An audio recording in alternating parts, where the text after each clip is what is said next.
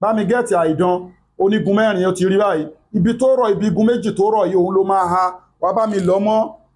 sandalwood ó ti rí sandalwood wá bá mi lọ mọ́ igi sandalwood wá bá mi lọ mọ́ suacid ó ti rí suacid wá lọ mọ́ suacid wá bá mi lọ álọ̀mù mọ́ álọ̀mù díẹ̀ wá bá mi lọ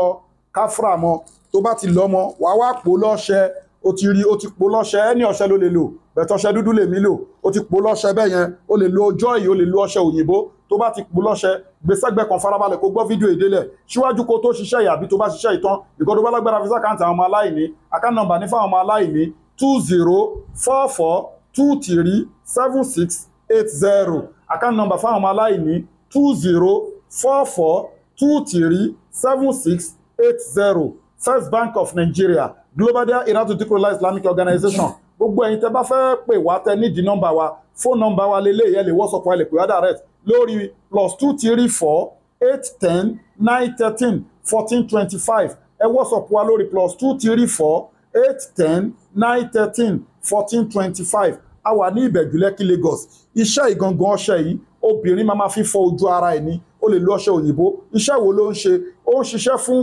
vagina tightening obìnrin tí ojú ara ẹ̀ ó ń fẹ̀ ó ń dẹnúlẹ̀ ó ń fẹ̀ tó dẹ̀ ti di wàhálà nínú ilé kan tó ẹ̀pọ̀ pààrọ̀ pé ọkọ ìyá obìnrin ṣe sì náà ni nǹkan mẹ́ta ló máa ń fa kí ojú ara obìnrin dédé máa fẹ̀ tí ó máa dàbí pé bóyá ó ń ṣàgbèrè pé bóyá ó ń ṣe sìná pẹ̀lẹ́ lòmíì number one òun ni pé wọ́n máa fi ń ṣèyàn láti evil world category kan lòun àti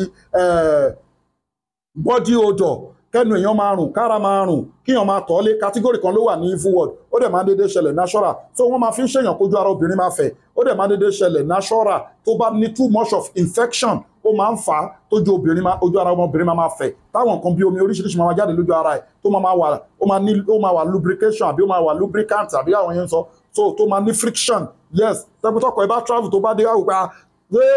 osùnmọ́kùnrin nísinsìnyí ni you understand ó máa ń fà á ó di méjì ẹlẹ́kẹta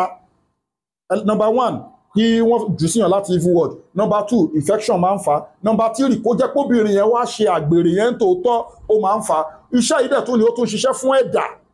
sperm leakage náà tó bá pọ̀ jù ó máa ń fà á so ó ń ṣiṣẹ́ fẹ́ dà ó ń ṣiṣẹ́ fún vagina tightening tó bá ń lo kíní ojú ara pàdé á neat á dàbí kò ní sọ ẹ́ di virgin but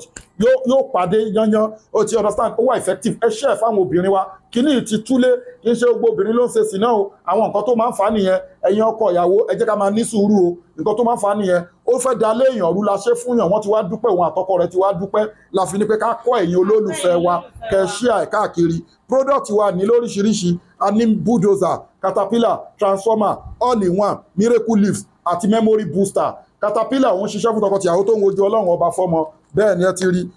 transformer òun ṣiṣẹ́ fún ọkùnrin tí ó lè gbé nǹkan wọlé tó lè perform dáadáa lọ́dọ̀ ìyàwó ẹ̀ tó bá fẹ́ kó ṣiṣẹ́ dáadáa kó mú òun àti caterpillar àti miracle leaves pọ̀ all in one ikú nìkan ni kò lè wò ẹ ti rí ó dẹ̀ wà halal prevention ni treatment ni cure ni memory booster ó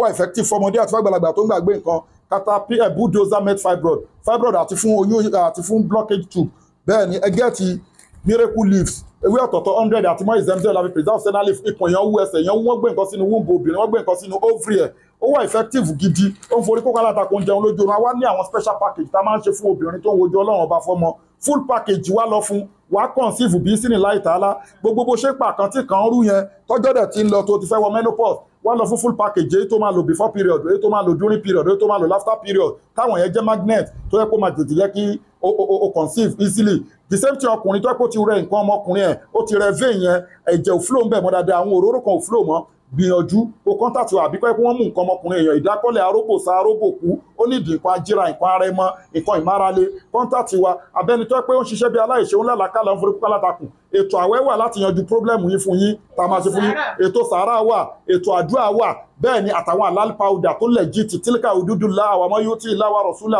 àwọn ò ní fìtọ̀ fọ̀gbẹ́ fún yín àní síkírẹ́fì fún yín láti evil world contact Sheikh Afagba International Limited ẹ̀kọ́ tèmi kọ́ ní India ní China ní Arab country iṣẹ́ tí mo bá ń lé ní ọmọ Ìlọrin ni mí mo dẹ̀ ti wà lẹ́nu iṣẹ́ ìtìpẹ́ mo dẹ̀ kẹ́kọ̀ọ́ yẹn káàkiri ayé kíyàn tó lè gba doctor professor lójú ọ̀nà egbògi lójú ọ̀nà spiritual kò easy anabi musa ní làkọ́dílà kí iná fi sáfárì ní asa nọ́sọ́bà ìrìn àjò tí ò easy ni o oṣó wà àjẹwà ẹlẹ́bọ lóògùn wà iná hu yarakun wà wákọ̀ bí ìlú hù mí ní àìṣù látara ọ̀nà èṣù àtàwọn companion ẹ̀ wọ́n wò yí tẹ̀yìn bá tiẹ̀ lè rí wọn yẹ́tẹ́ka bá tún ṣe ìtọ́nu mínàlì mass àwọn ẹ̀mí òkùnkùn wọn fọwọ́ kan yẹn ẹ̀mí òkùnkùn ní fọwọ́ kan wa